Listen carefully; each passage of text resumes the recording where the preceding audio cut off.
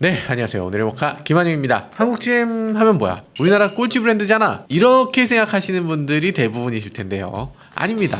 사실 회사는 겉만 보면 안 돼요. 그 속까지 자세히 볼 수는 없어도 그래도 얼마나 버는 회사인지 이건 조금 살펴보고 판단해도 늦지 않습니다. 한국 GM 사상 최다 실적을 올리고 있다고 하는데 한국 GM 철수한다며. 근데 이 얘기 쏙 들어갈 것 같고요. 글로벌 GM에서도 한국 GM은 완전한 효자가 됐습니다. 이거 대한민국 아니고서는 어떤 나라도 절대 할 수 없는 일이다. 이런 생각이 들고, 그리고 반면에 대한민국에는 큰 아픔이 남아있다는데 이거 무슨 얘기인지 오늘은 이 반가운 소식 그리고 안타까운 소식 그리고 당부의 말씀도 전해드리도록 하겠습니다. 네, 한국 GM이 미쳤습니다. 기사에 따르면요, 지난해 한국 GM이 무려 1조 3,506억 원의 영업이익을 냈다. 이런 소식입니다.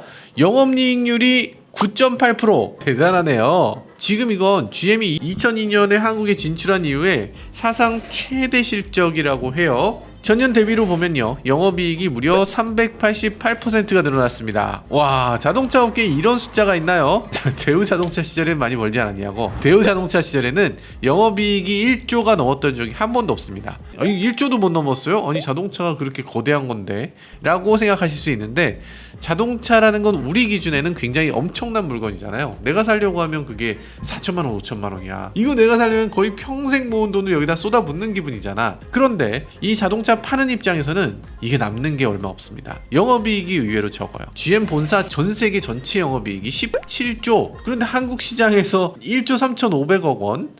야, 이거는 어마어마한 거죠. 아시다시피 지금 한국 GM은 내수 판매를 그렇게 잘한 건 아니거든요. 생산량 중에서 무려 93%, 43만 대를 수출했다는 건데, 야, 이거 엄청나다. 아니, 우리나라에 차가 그렇게 없는데 대체 무슨 차를 그렇게 많이 판 거야? 우리나라에서 만드는 건 딱 2대밖에 없잖아요.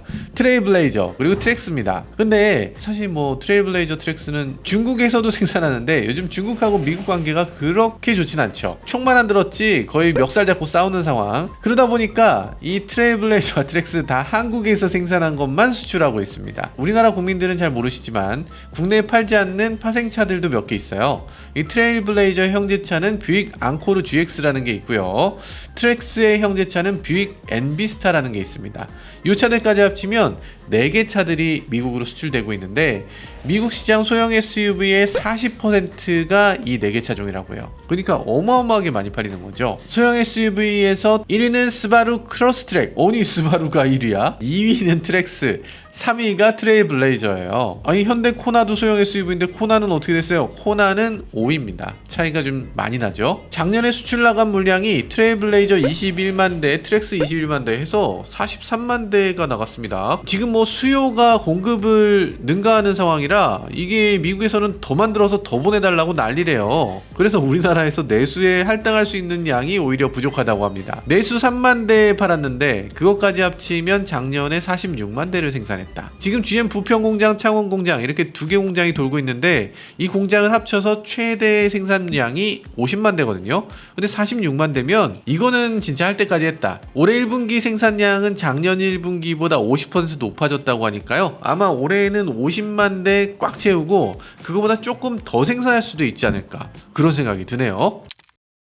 그동안 한국 GM은 철수설에 시달렸던 회사죠. 맨날 툭하면 철수하시는 거 아니에요? 철수하는 거 아니에요? 철수 뭐 꼼지락만 해도 철수 이렇게 얘기했던 그런 회사죠. 한국 GM은 그때마다 우리 철수 아니다, 한국의 진심이다 이렇게 계속 멘트를 하는데도 행동들을 보면 아무래도 철수 이런 얘기들이 끊임없이 나왔는데, 근데 이런 실적이 나오고 나니까 철수는 무슨, 아니 이 정도면은 안 철수지. 아니 이 정도면 우리나라가 최우수 국가 아닙니까? 이렇게까지 수익을 많이 남겨주는데 어떻게 철수를 해?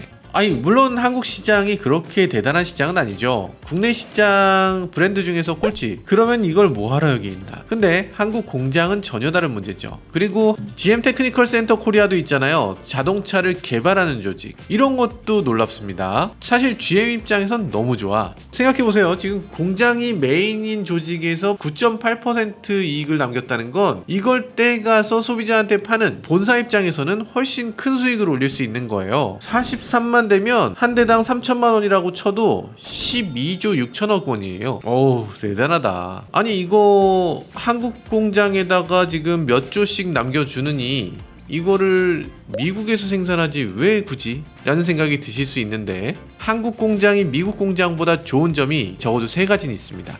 일단 공장 직공의 숙련도가 엄청나게 높죠. 기술적으로 뛰어난 면도 많습니다. 그보다 이제 미국에서 생산하는 건 그렇게 쉬운 일이 아니에요. 왜냐하면 요즘 미국은 UAW라고 해서 자동차 노조가 어마어마한 파워를 발휘하죠. 얼마 전에 파업하는데 바이든이 이렇게 모자 쓰고 메가폰 들고서 격려를 막 해주고 있어요. 나도 이 파업 지지일세, 포기하지 마라, 이렇게 얘기를 했다고 해요. 대통령이 나서서 파업을 포기하지 말라 그러면 어떡해. 그리고 더 놀라운 건 그 바로 이튿날에 트럼프 전 대통령이 나타났어요. 그래서 미시간주에서 파업 중인 노동자들을 만나서 바이든은 우리 일자리를 뺏어서 중국이나 다른 나라 주려고 하는데 나는 너희들의 일자리를 지키고 당신들을 부자로 만들어주겠다, 이렇게 멘트를 했다고 해요. 트럼프도 노동자 편이고 바이든도 노동자 편이면 누가 기업 편이냐. 그 결과 어떻게 됐나? 미국의 포드, GM, 스텔란티스 이 빅3가 결국에는 노동자에 굴복했죠. 이 기업들이 동시에 파업을 했고 이들이 굴복을 하면서 급여를 25% 인상을 해줬다고 해요. 주 40시간씩이라면 연간 1억 1천만 원을 받을 수 있게 됐다고 합니다. 아, 이건 좀 너무 센 것 같은데. 그런데 반해서 한국 공장은 어땠나? 지난해 한국 GM 파업 어떻게 됐습니까? 파업을 4시간 하셨고요. 기본급 인상이 8만원, 타결 일시금 550만원, 성과급이 250만원. 아니 지금 영업이익이 1전 없는데 성과급이 250만원. 사실상 이걸 파업이라고 얘기하기는 좀 그렇고 사측과 이렇게 대화가 되는 그런 노조라는 생각이 들죠. 자, 그리고 평균 연봉을 보면 7,200만원. 뭐 적은 건 아니라고 할 수 있지만 어쨌든 미국의 1억 1천만 원에 비하면 차이가 좀 있다. 그리고 7,200만 원이라고 해서 그냥 7,200만 원은 아니죠. 작년 11월 기사를 보면요, 일감 넘치는 한국 GM 주 64시간 근무제 돌입. 야, 우리나라도 주 52시간이 법정 근로시간이잖아요. 이거 넘길 수가 없는데 근데 노동부가 이번에 특별 승인을 해줘서 또 해줍니다. 그래서 주 64시간을 근무했다고 해요. 그러고서 7,200만 원. 괜찮네, 괜찮네. 한국 근로자들 너무 좋죠. 땡큐죠, 땡큐. 미국인들보다 돈은 훨씬 적게 받고 급하면 또 열심히 일해서 또 다 해냅니다. 일은 훨씬 많이 하고 훨씬 꼼꼼하고 훨씬 잘 만들어. 야, 이거 무조건 코리아에서 만들어야지. 자, 그럼 두 번째로 중요한 거 있습니다. 요즘 미국의 인건비 어마어마하잖아요. 육로 운송비도 어마어마하게 올랐습니다. 그래서 지금 미국의 자동차 공장들 어디 있습니까? 디트로이트 쪽에 있잖아요. 그러면 미국의 가장 많은 자동차 소비 지역 어디 있습니까? 캘리포니아에 있습니다.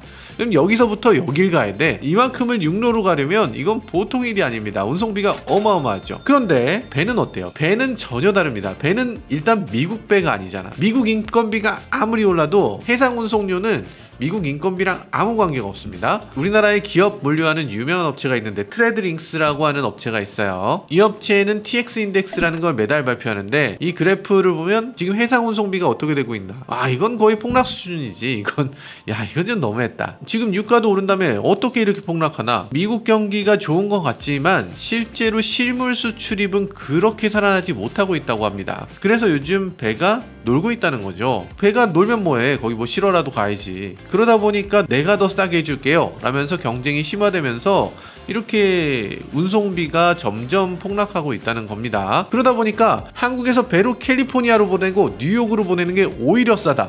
이게 현실이라는 거죠. 한국 공장이 더 좋은 이유 세 번째, 뭐니 해도 환율이죠. 우리나라에서 트랙스 2,188만원부터입니다. 알고 계시죠? 미국에서는 그럼 얼마입니까? 21,495달러입니다. 예전 같으면 뭐 2,100만원이나 21,000달러나 뭐 비슷비슷한 수준이구나 이럴 수 있는데 지금 환율 1달러당 1,400을 찍고 내려왔어? 계산해보면 지금 3천만 원이 넘는 거예요. 야, 트랙스 깡통인데 우리나라에서는 2,100만 원이던 게 미국 가면 3천만 원이 넘는다. 우리 입장에선 야, 미국 차 너무 비싸다 이럴 수 있는데 미국 입장에선 완전 반대죠. 그 한국에서 저렴하게 딱 만들어서 미국에 수출할 거잖아. 이 차 1,000만 원에 만들어서 미국에 오면 만불이네요. 만불. 와, 저렴하네. 역시 한국 저렴하게 잘 만드는구나.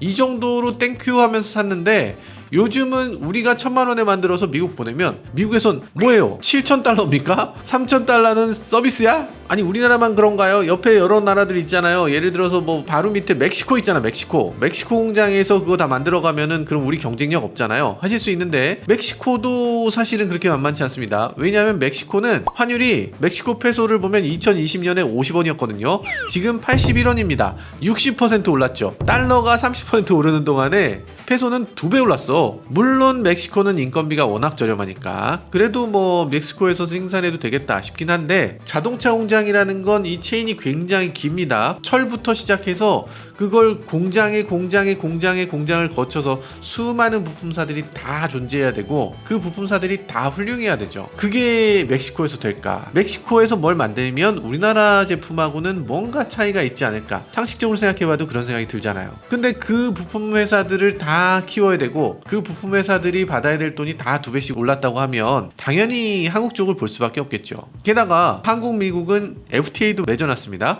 관세가 0%. 굳이 다른 나라까지 볼 필요가 없어요. 지금 미국 입장에서는 한국에서 생산하는 게 이렇게 꿀이었나? 이런 상황이 되는 거죠. 우리 입장에서는 뭐 일단 땡큐긴 한데 수출 늘어났으니까 고객님 감사합니다 이러면서 고맙긴 한데 뭔가 좀 찹찹한 마음도 좀 들고 그렇습니다. 상품이 좋아서 수출이 잘 되는 거, 이건 너무 좋은 일이죠. 근데 환율이 떨어져서 수출이 잘 되는 거, 이건 별로 반갑지가 않다는 생각이 들긴 합니다. 자, 그럼 한국 시장에서의 상황만 좀 떼놓고 한번 살펴볼 필요가 있습니다. 이건 그렇게 좋지만은 않아요. GM이 지금 생산하고 있는 차종 달랑 둘이라고 했잖아요. 트레일블레이저, 트랙스, 부평공장, 창원공장 하나씩 이렇게만 생산하고 있는데, 그러다 보니까 내수 시장에서 뭐 차를 팔 게 없어요. 가뜩이나 차종도 없는데 그들이 세그먼트가 사실상 거의 같아. 이걸 어떻게 팔아? 작년 판매량 보면 트레일블레이저 7,500대, 트랙스 23,000대 해서 3만 대를 겨우 넘깁니다. 한 달에 3,000대를 못 파는 거예요. 요즘 이 칼만 가면 너네 다 죽었어 하는 르노코리아도 거의 비슷하게 팔리는 정도. 한국 GM은 어떤 전략이었어요? 한국 시장에 2개만 생산하고 나머지는 다 수입해서 해결하겠다, 이런 전략이었는데, 좀 전에 말씀드렸듯이 환율 효과로 수출을 엄청 많이 했다고 했잖아요. 근데 그 반대로 환율이 달러가 이렇게 비싸졌는데 수입하면 오히려 손해가 되는 거죠. 우리나라에서 타호 지금 옵션을 상당히 갖춰서 9,590만원에 팔고 있습니다. 근데 미국에서 이거 타호랑 비슷하게 옵션을 넣으면 86,000달러예요. 1억 2천만원. 미국에서 팔면 1억 2천만원짜리 차인데 그걸 국내 갖고 들어와서 9,500만원에 팔아야 되니까, 그러면은 이거 팔수록 2,500만원씩 손해나는데 그걸 왜 가져옵니까? 당연히 안 가져오지. 그러니까 타호가 시장에 없는 거예요. 살려고 해도 안 나와. 신형 트래버스 요거 이렇게 멋지게 나왔잖아요. 근데 국내에 도입 소식 없습니다. 이코녹스 단종됐어요. 볼트 EV, 볼트 EUV도 안 나와요. 신형 콜로라도 이거는 미국에 나온 지 1년 넘었는데 이거 국내에는 안 나오죠. 소식도 없습니다. 결국 이 얘기는 뭐예요? 우리나라 시장은 그렇게까지 염두에 두고 있지 않다, 이런 생각이 들죠. 우리나라에 마케팅비 들어가는 내수 시장 안 하고 수입 안 하고 돈 되는 생산 수출 요것만 늘려서 GM 한국 사업장이 이런 역대급 실적을 올릴 수 있었던 게 아닌가, 이렇게 보입니다. 자, 일단 한국 GM이 이렇게 잘 나가는 거 굉장히 기쁜 일이긴 합니다. 그런데 한국 GM이 생산 기지로 전락했다, 이런 기사들이 가끔 나오게 되죠.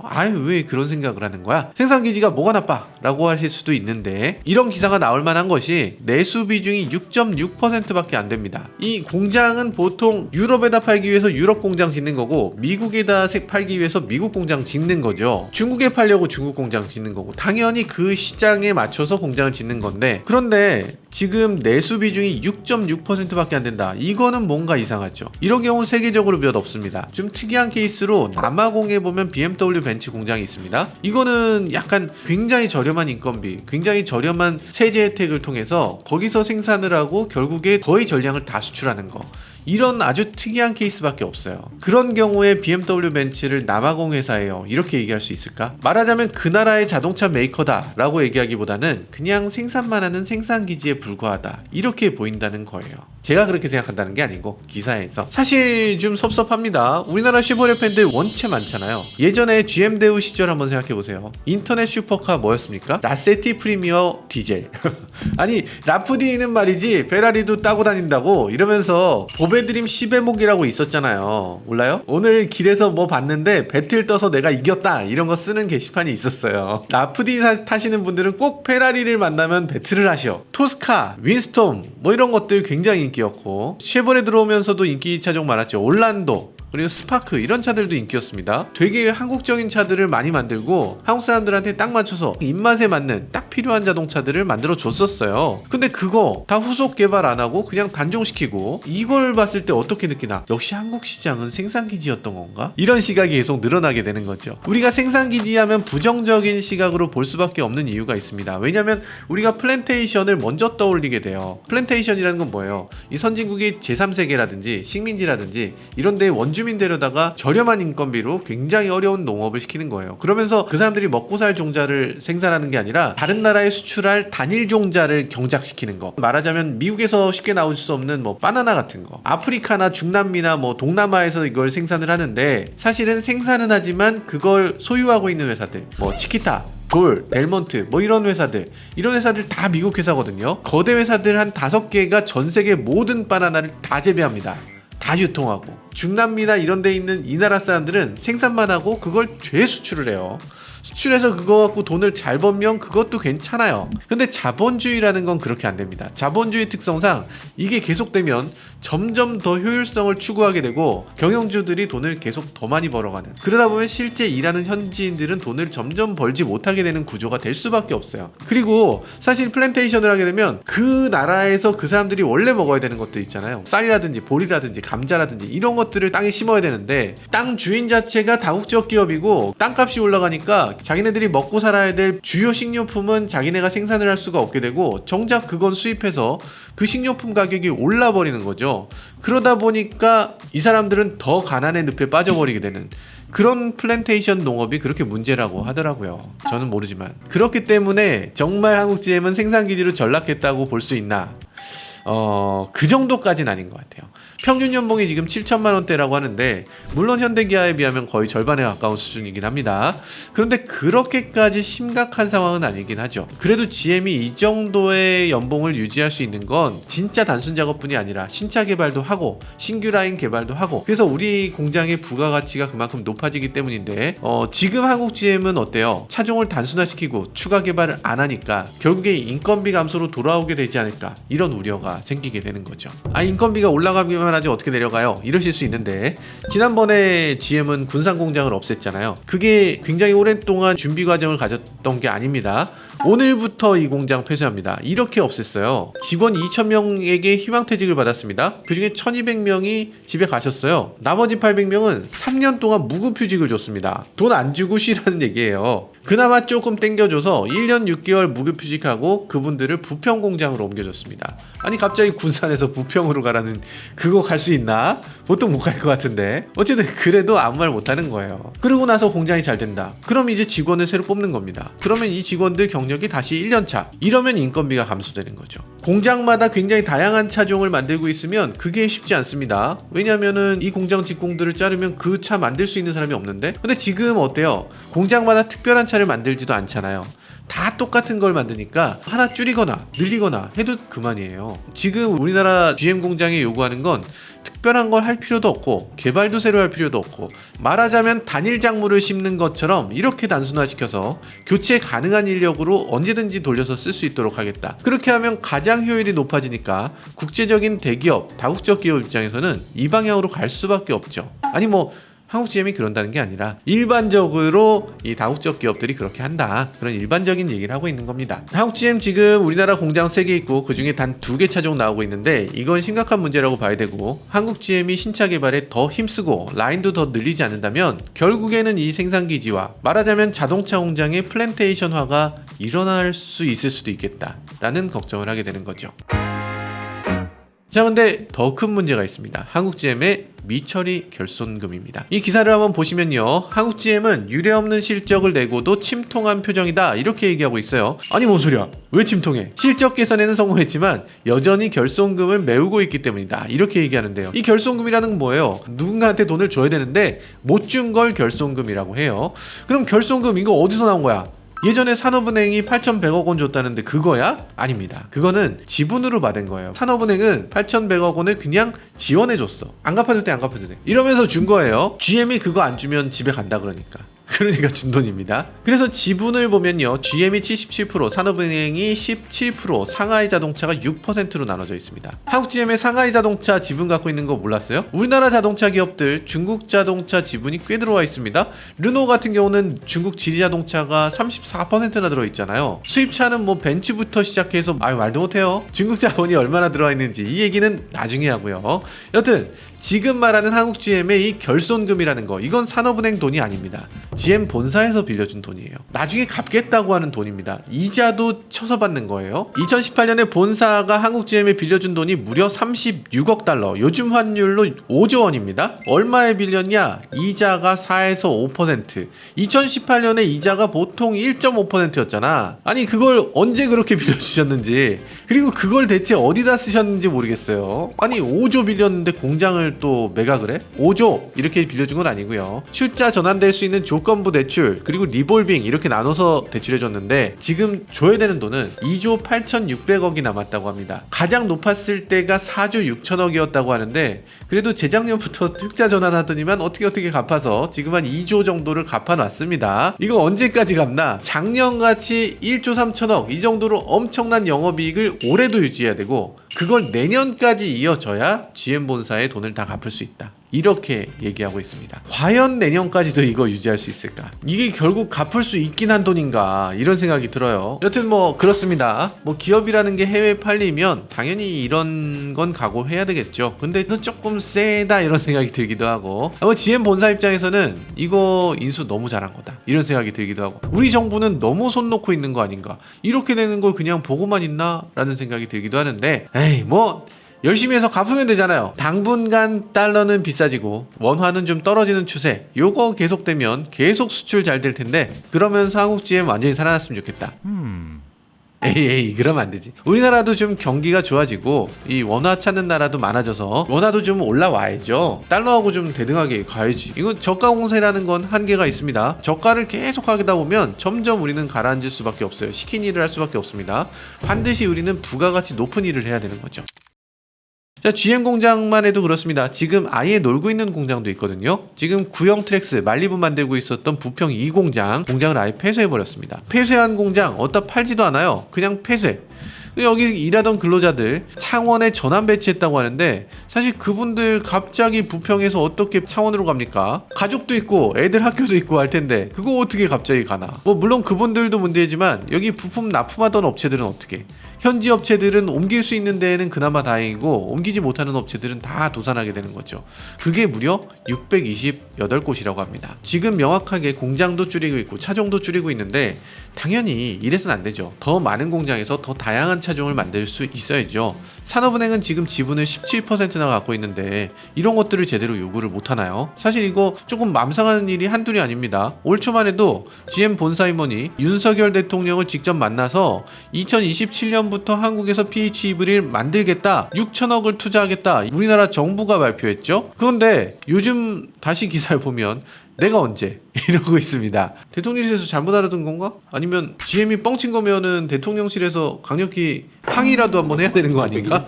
아니 이게 어디서 잘못된 거야 도대체? 아니 모르겠고 일단 저는 PHEV까지는 뭐 바라지도 않아요. 있는 차나 없애지 말아야지. 잘 팔리는 스파크를 갑자기 없애고 전엔 올란도도 없애고 지금 소형 CUV 2개 있는데 뭐 좋아요. 수출 잘 된다고 하고 뭐 괜찮지 뭐. 근데 자동차 회사라면 모름지기, 하이브리드, 전기차 뭐 이런 거 하나쯤은 내놔야지 맞죠. 우리나라에 지금 세계적인 배터리 회사 3사가 다 모여있는 곳인데 어떻게 이렇게 아무것도 안 할 수가 있죠? 지금 미국의 생산 공장 부족하다는데 우리나라에서 좀 만들어서 가져가면 되잖아요. 아 내가 지금 뭘 한다고 지금 이런 얘기를 하지? 물론 기업 운영하시는 분들 전문가들이시니까 알아서 잘해주실 걸로 믿지만 한국인 입장에서 요즘 GM 글로벌, GM 본사가 한국을 대하는 이 움직임은 매번 섭섭하기가 그지없습니다. 공장은 줄이고 차종 줄이고 투자 안 하고 효율 극대화하려고 하고 이 내용만 놓고 봤을 때는 지금은 수익성이 좋아서 남아있지만 이거 수익성이 조금이라도 나빠지면 조금이라도 말 안 들으면 언제든 발을 뺄 준비를 하는 기업같이